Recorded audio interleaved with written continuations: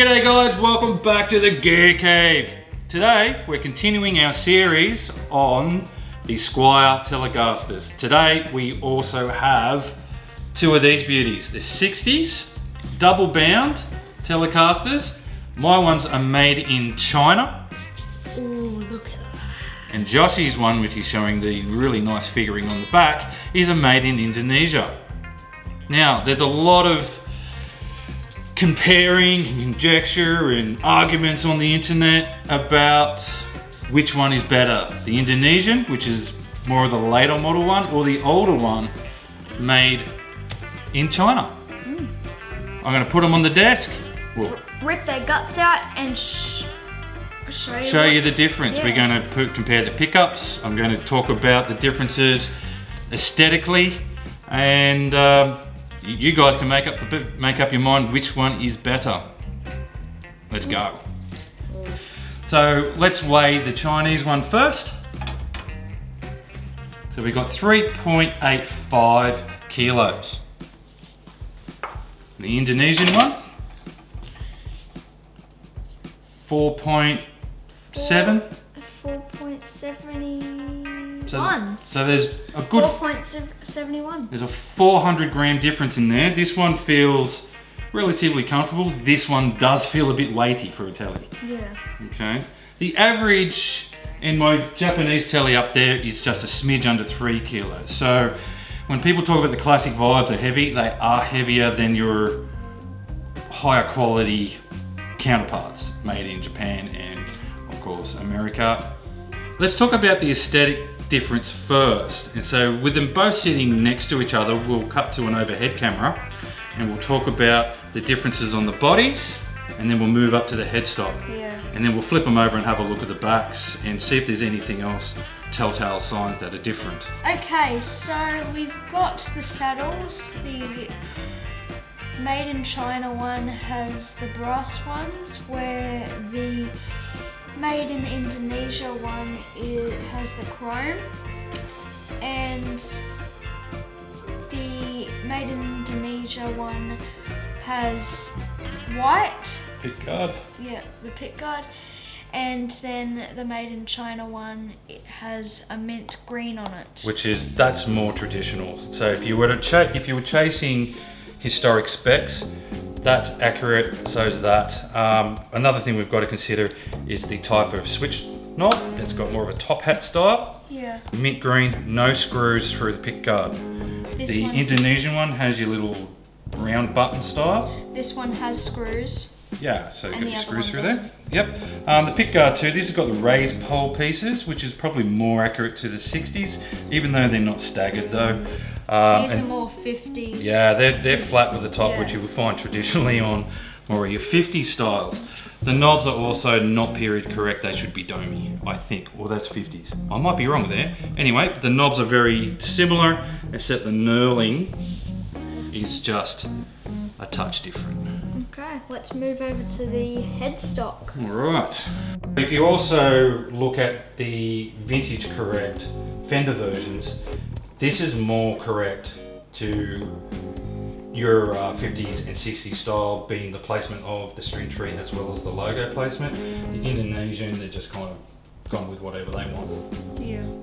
Another thing that there is on the headstock is that they're both a different colour. On Squier, this one's more like a sparkly It's a bit more gold. shiny, isn't it? Yeah, and this one's more like a damp brown gold. Well, it's kind of gold. We haven't really got the brightest lighting here, Yeah. but look, they both look really good. But once you put the made in China one, that is almost, it's really nicely iridescent, and this is not quite as sparkly. Yeah. Your made in China fretboard is your traditional rosewood, where your Indonesian one is your Indian laurel. Which, there's not a lot of difference, to be honest. I can't feel any difference. It looks pretty the same. This one looks a bit drier because I haven't oiled it. And this one just looks like your typical rosewood, and it's got lots of finger grease in it because I've been playing it. So, yeah, all right. What else have we got? The finish is almost exactly the same. Yeah. That's a veneer over the top. It's probably your, I don't know, it's probably an ash veneer or an alder veneer. Yeah. And under inside of that, I think it's NATO. Yeah. All right, let's flip them over. Made in Indonesia one has a real flame to it. It's got a really nice flame in the wood grain there. It's a bit hard to show here, and I'm trying to work around. But we'll hold this up to the camera a bit later because I'm throwing shadows everywhere.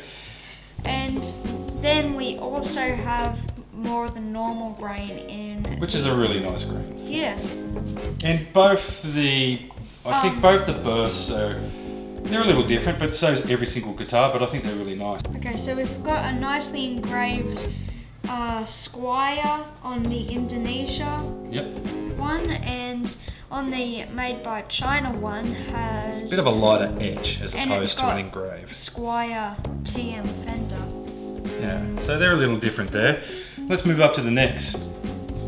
So I bought both of these second hand, and the previous owner of the, I think this is a 2020 made in Indonesian, and this guy has actually lightly sanded that nest to remove the gloss a little bit, and that works really well. That's much more comfortable and doesn't sort of grip your hand when you get a bit sweaty. Yeah. And which is going to happen to this guy as well. I like the grain on the Made in China. This is just this particular guitar. Like, they're all going to be very different. When we're talking about tuners, the tuners are equally the same quality, and they're not a bad tuner at all. Yeah, they're really good actually. You could upgrade them, of course, but no need to. Let's talk about the serial number there. So with this, in this particular Indonesian one, the serial number reads ISS, which is a Samick model. And the Made in China one, I can't remember what that stands for, but I'll put that up on screen anyway. I'll put them both up on screen. Alright, so that's the externals. They are very, very similar. And I guess from what we've established now, the biggest difference here is the weight. And the Made in China one, in this particular instance, the Made in China one is 400 grams lighter, and it feels significantly lighter. Alright, so we've dismantled them to a point, and Joshy's actually going to oil the Laurel board just to see how dark it comes out. Did that fretboard come up? It actually brought out some of the lighter grain a bit. It's actually really nice. For those of you who are sort of hung up on the old rosewood fretboard and this is not good enough, they've actually shown the density and hardness of the Laurel is actually harder than the rosewood, from what I've had a look on the internet anyway. Correct me if I'm wrong. If I'm wrong, stick it in the comments. Okay, so what have we got on controls? Indonesian. We have mini pots and a decent quality selector switch. Where we jump over to the Made in Chinese, we've got the full-size pots, which are, you know, more respected than the mini pots, and then we've got this horrible junky little circuit board switch, which nobody likes, but it actually feels really good. It actually feels really good in its switching. So as much as you would probably want to get rid of that because it wouldn't last very long, it actually, at this stage, it feels really good. And this one feels even better because it's a proper switch. Okay, so we've got your typical PVC coated wire, so it's, you know, your typical cheap wiring. All right, let's show the internals. Whoa, here we go. It's a bit clumsy of me. So we have Alnicos for sure. There's something I want to show you with this pickup a bit later. I really like the tone of these pickups. They are really full and round and just a really nice tone, but I want to show you something with that later. I think there's an issue with it and I want to fix it. What we have here, oh, see, not screwed in. So yeah, the Made in China has a little bit of shielding on the back of the pickguard, where the Made in Indonesia does have nothing. Also, you will notice the router cavities in the Indonesian one. There is no shielding paint where the Made in China does. So there's a little bit of a bonus. So far, what do I think? I think I do like this one just a little better, just because it has the pickup screwed in there and not through the pick guard. That's easy. That's $15 switch really to step up to a proper oak switch that they put in Fenders, you know. And if you can buy it yourself, it only cost you the part of the price, which is $15. Okay, we're going to pull this guy out next. Alrighty, let's have a look at the bridge pickup. Now, there's a lot of people saying on forums, you know, the Squier model forums, all that sort of thing, that the Made in China have tone rider pickups in them. Now, from what I've researched on the internet, they're not really tone rider pickups in this guy. I think they're apparently made in the same factory, maybe wound on the same machines, but they're not to the same spec, and they certainly don't carry their name. They might even sound similar, I don't know. But if you look on the internet, you will see sound comparisons of these very, very similar to Fender pickups. Now I do have Fender guitars, and I don't think these so-called tone rider pickups compare. They're not nearly as warm. They're not as full sounding. They don't have the warm mid-range, and they're a bit thin sounding, to be honest, to my flavour. Where the Indonesian pickups are definitely fuller and warmer. Yeah. Definitely, there's a big difference between these two guitars in sound. But yet, I still want to show you that problem with the Indonesian pickup. Oh, yeah. It's not dramatic, and I think it's an easy fix. You could keep those pickups, no problem. But yeah, it's quite funny and a little bit annoying if you're not able to fix it. All right, so if we look at the Made in Indonesian first, and you'll see a big difference between this and the Made in China version, which is apparently the tone rider clone. What do you see there? Holes. Now you'll see holes, well, they're the magnets. So you see the magnets. Now the whole thing with getting the traditional telly sound is the magnetic field, and the reason why they put this brass or copper plate, this one looks more brass, that looks a little bit more copper, is the magnetic field that's created by covering the poles on the Alnico magnets, because with the holes there, the magnetic field comes straight out the back. When they're covered over, the magnetic field is thrown forward and back. If you want to know the specifics about how Telecaster pickups work and how they shouldn't be drilling the holes through those, jump onto a guy called Dylan Talks Tone, and he will talk about it, and he will talk about the magnetic field. And if you even watch a few of his other videos, he will do diagrams and everything about those magnetic fields and why they shouldn't have the holes through. So if I was to keep this guitar, I would bail these two pickups, to be honest. This guy, I would actually get rid of these two as well if I was keeping the guitar, because I just think this sounds a bit thin, and the tone in this one's good, but we've got a few issues there. There's one last thing I want to show you guys, and with the Indonesian produced model, and I want to talk about the neck pickup.